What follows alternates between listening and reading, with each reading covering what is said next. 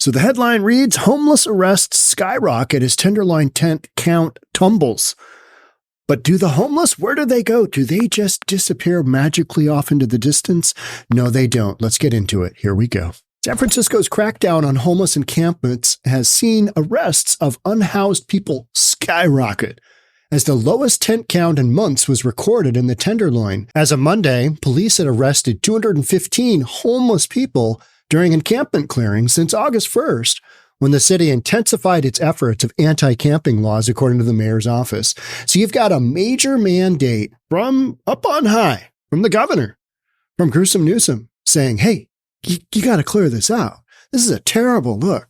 San Francisco is the flagship for all things Democrat, and it's a terrible look when you've got neighborhood after neighborhood after neighborhood, businesses leaving, bunch of vacant space. So all of a sudden, this big mandate has come out since Supreme Court ruling that said, hey, yeah, you can kick people out now. You don't have to worry about that pesky grants pass ruling. That's a no-go. So you've got all this pressure to basically clear out homeless encampments that have been there forever. The issue is these folks don't just, magically disappear. And so many of them need substantial mental health care and addiction services, right? Roughly 80% of the arrests were for illegal lodging.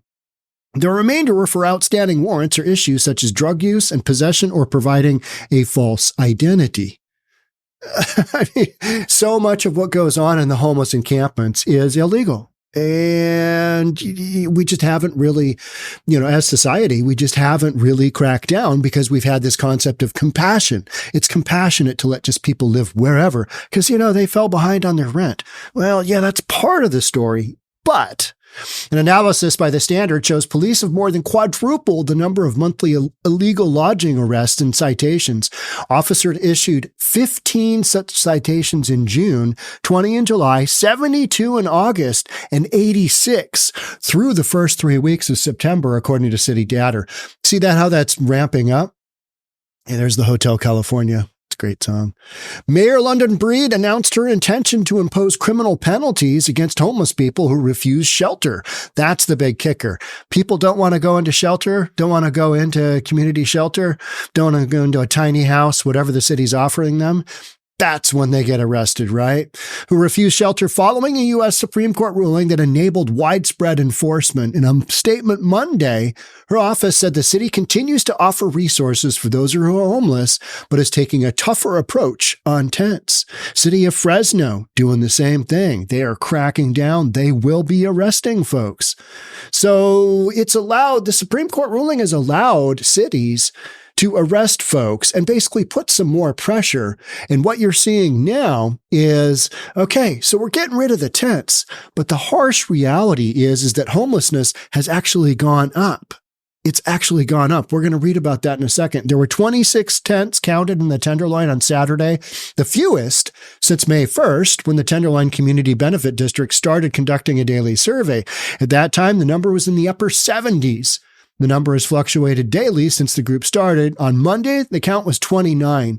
San Francisco will always lead with compassion and offer shelter, ways for unhoused people to connect with their support networks, and services to those on the streets. But we cannot and will not just let people remain in tents if they refuse our services. So now cities are going in, offering services, and if people don't accept them, unlike in the past, they're actually arresting people. What's that going to do? I mean, are you really going to throw these folks in jail? Are you really going to prosecute them? This is San Francisco. No, you're not. That's just not happening. But this is a deterrent to people thinking, well, I can just live on the sidewalk forever. I can just plunk my tent down wherever and just live there. So that part of this is kind of going away. But these folks that need to be in treatment need to be in a place where they can get the mental health care that they need, or a combination of the two, which so many of them are in need of a combination. Are they getting that help? Well, it's being offered to them, but if they don't take it voluntarily, We're not involuntarily placing them there. So what's going on is that those kind of folks, they're just hunkering down. They're trying to figure out, all right, so where do I need to be where they're not going to crack down on me? Where do I need to hide? And you hear stories and you read stories, and we're going to read a little bit about that today. From the standpoint of these folks aren't just, you know what? They're starting to arrest folks and they're clearing us out here in the streets of the Tenderloin. So therefore, you know what? I'm just going to go back and I'm going to get sober and I'm going to get that job and get my family back. I'm going to treat my family better. That isn't happening. Those types of folks are figuring out, okay, where do I need to be just beyond? They're going to the burbs. They're hunkering down in areas they know the police aren't going to crack down on. So it is cleaning up the streets of San Francisco. Cities that are doing this, Seattle's doing it, Portland's doing it. It's cleaning up the streets, but it doesn't eliminate the homeless issue because these folks still remain homeless. That's just a hardcore reality. So here's an NPR article on the same thing. San Francisco ramps up policing of homeless camps with the Supreme Court's blessing. And I know that NPR stands for National Propaganda Radio. And that's why we're reading it, to see what their take is. And then we're going to go over to Hot Air and see what their take is, which is always a more conservative. California, home to the country's largest homeless population, is in the midst of a crackdown. Over the summer, Governor Newsom vowed to take a tougher line against illegal tents and structures on state property. Interesting. All of a sudden, it is no longer kosher to allow the homeless to live willy-nilly wherever and do their shenanigans. All of a sudden, that is out of favor. Why could that be? What could that be? Presidential hopes in 2028? London Breed trying to get elected? Hey, London Breed, your city is overrun with tents. I'm doing something. She can point to this as, hey, I am doing something to clean up San Francisco. Some cities have followed suit. San Francisco Mayor London Breed, facing a tough re-election campaign, announced more aggressive sweeps in the city known for extensive encampments for compassion. But not compassion towards the business owners, the residents, the kids that got to walk past all this, where we've allowed this just outlaw homeless communities to set up shop on the sidewalk. And ADA, we don't worry about that. It's illegal, but you know what? Go ahead, stick your tent there. It's fine. This push comes after, okay, we read about that. Supreme Court makes it easier for officers to do their jobs, said San Francisco Police Chief William Bill Scott. We still want to get people help if we can, but there are some street conditions that have to be addressed. And when people are camping on sidewalks illegally and interfering with the public's access to those sidewalks and passages, we have the ability to now at least do some enforcement and to get people moved. In practice, that means San Francisco police are once again able to arrest people for violating, here we go, here's the propaganda radio, violating a 19th century state law against lodging in a public or private place without permission. A tent on a sidewalk falls in that category, as do other structures. You trying to arrest me for having an umbrella and a tarp? Jerry Henderson demands of two officers who detained him. They're accompanying city workers sweeping the sidewalks on Hyde Street in the Tenderloin neighborhood. Henderson's tarp and a vintage PGA golf umbrella are set up directly under a city notice giving 72-hour warning of the sweep. The officers try to calm him, asking an EMT to bandage his foot and offering him a couple of cigarettes. What's he got going on with his foot? Is he doing the trank? Is he doing the trank? And he's got, massive issue. Who knows? They give him a citation, release him, and allow him to drag away most of his possessions, minus the tarp, which has been impounded as evidence of a crime. Activists for the homeless say the new emphasis on enforcement isn't helping. It's just like if I was carrying a bag full of my belongings down the street. The cops don't have a right to take that out of my hands and trash it and crush it in front of me. No, they don't, said Luke, with the Coalition on Homelessness, which has sued the city over encampment sweeps. The difference is you give these folks plenty of notice, and it's not just 72 hours. They know they're camping there illegally. They are gaming the system. Get notices, notice after notice. Hey, we're coming to clean this out. You can't stay here. and they are living somewhere illegally. When you are carrying your stuff down the street, you're not living on the street. You have your belongings with you. The huge difference is that they have their belongings were stationary for who knows how long. And then the city says, hey, you know what? This sidewalk, we got to clear it because we can't get a wheelchair down there. Huge difference. But NPR is going to always throw out this because they want to show the compassionate side. He says the Supreme Court's ruling has effectively stripped homeless people of their Fourth Amendment protection against unreasonable search and seizure because police are once again allowed to enforce the illegal lodging law. You can't have people just living wherever. And if they are given offers of housing, they need to take that up. If they don't, that's when they get arrested. This is fair game. This is fair game. Hey, you got to go into the city structure and you might not like it, but it's what you have to work with. Now they have probable cause, he says, thanks to the Supreme Court. He says the city strategy is a carceral, criminalized one in which folks are just being arrested because they have nowhere else to go. They do have a place to go. They have city shelter. And San Francisco has ramped up city shelters. But it's the fact that the homeless don't necessarily want to go there because there's a whole bunch of homeless folks there that are going to steal their stuff. Harsh reality, right? But city officials say that they do give people somewhere to go. City crews sweeping the encampments include outreach specialists who offer services such as beds and emergency shelters. The police department now has its own allotment of emergency shelter beds, which officers can make available to people staying in illegal encampments. So I am in favor of this from the standpoint of, for, many years now, cities like San Francisco, Seattle, Portland have just allowed people to live wherever they want without any regard for anybody else within that community. Businesses, they're setting up shop right in front of businesses. We've gone through that a million times. Kids walking to school, have to see people shooting up drugs. And if people were literally just living and not living this basically outlaw lifestyle, open air drug markets and whatnot, then it wouldn't be such an issue. But so much of the homeless community is based on drugs that you just can't allow that to keep going. And so these arrests and these clearing out, is it making the homeless numbers decrease? No, but it's a deterrent to more people going, okay, yeah, I could just live where I want. I'm going to go to San Francisco. We're just going to hang out there. We're going to do our thing. We're going to steal from the local stores, going to sell them in the open air drug markets, which are just everywhere. And now that is there's a pushback on that. There's a pushback.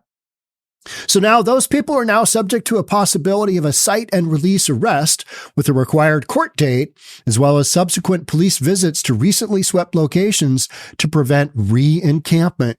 You're still playing the whack-a-mole game where you whack it here and then they pop up over here.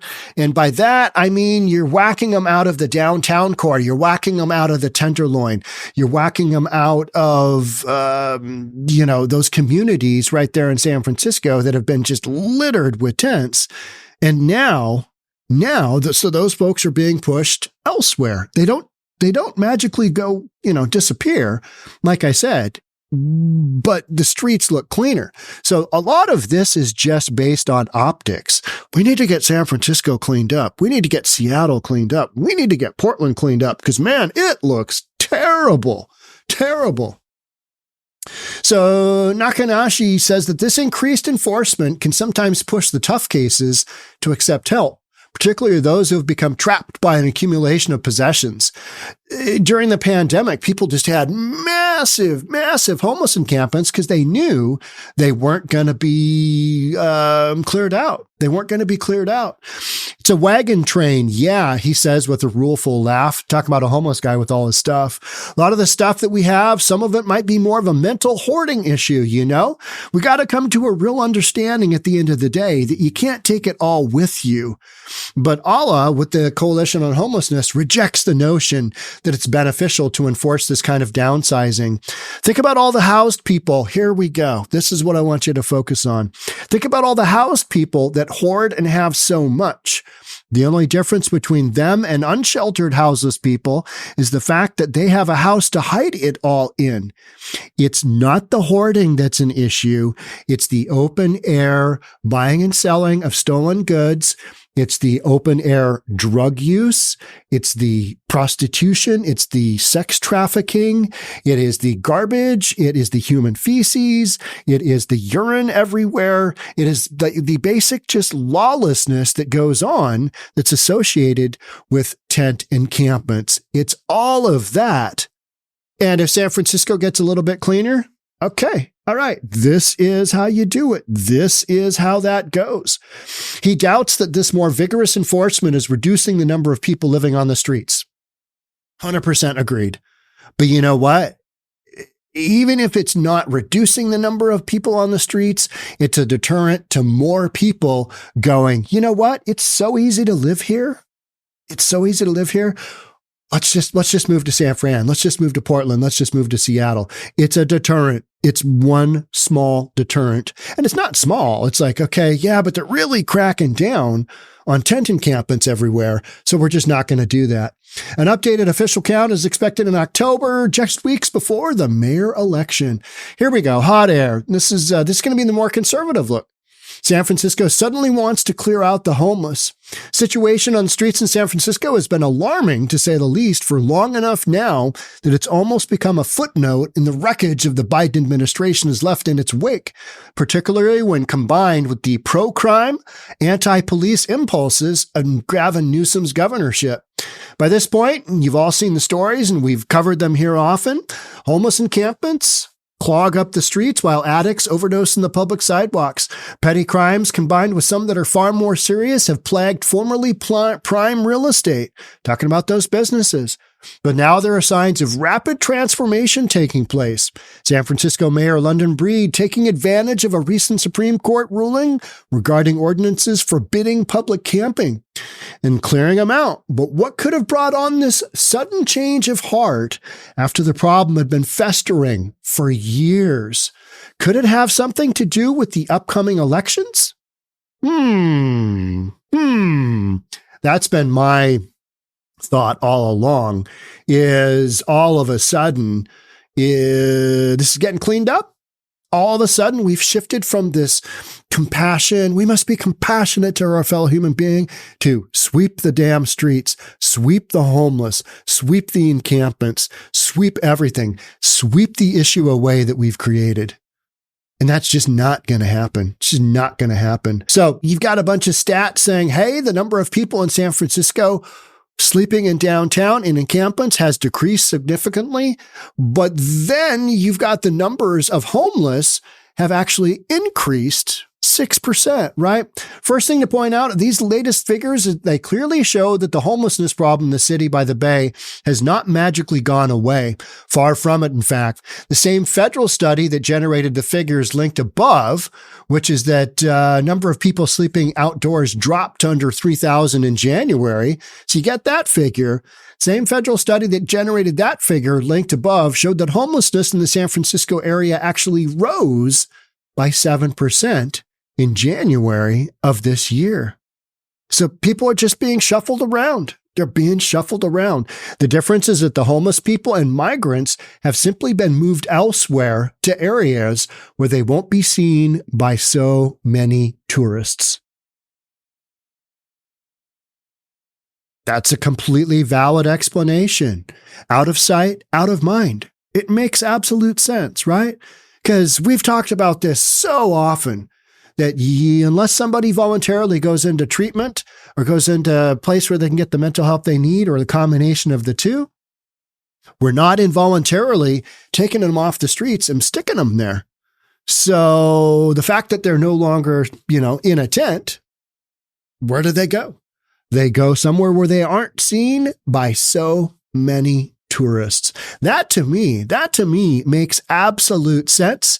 And the demographics, maybe some of them go into the shelter system where they once didn't. Okay, I'm all for that because now you can expose them to the treatment that they might need. You can expose them to, hey, maybe it's time, get rid of all your junk that in your drug-induced stupor you thought was so important, and you can actually get the help that you need. Clearly you need. It's interesting, though, that all of this is kind of happening at once. You're kind of, as somebody who's read a ton of homeless stories, you're like, oh, okay, so we could have done this all along. We could have done this all along. You didn't really need that Supreme Court thing. You just didn't. You could have done the sweeps. You don't have to arrest anybody. You could have been doing the sweeps all along. But now it's like, oh, good Lord. Yeah, everybody's aware of how bad the homeless situation is, and it's impacting business. It's impacting people leaving. It's impacting the community in general. It's finally gotten to that kind of point where you got to do something. Here's the funny thing is, after the Mayor Breed's election is over, do these sweeps stop? Do we all of a sudden does that happen? Does it just stop? That's what I'm kind of waiting to see. Oh, but no, because Gavin Newsom's going to run for president in 2028. So we need to put a full court press on this for years. Spend billions on it. Be an interesting thing to see what happens moving forward, because this kind of aggressive sweep on streets of San Francisco can't keep that up forever. We'll see how long it lasts, though. All right. That's it for me on this one. Thanks so much for being here. I'd love to have you subscribe, do all that good stuff. I'll see you on the next one. Bye for now.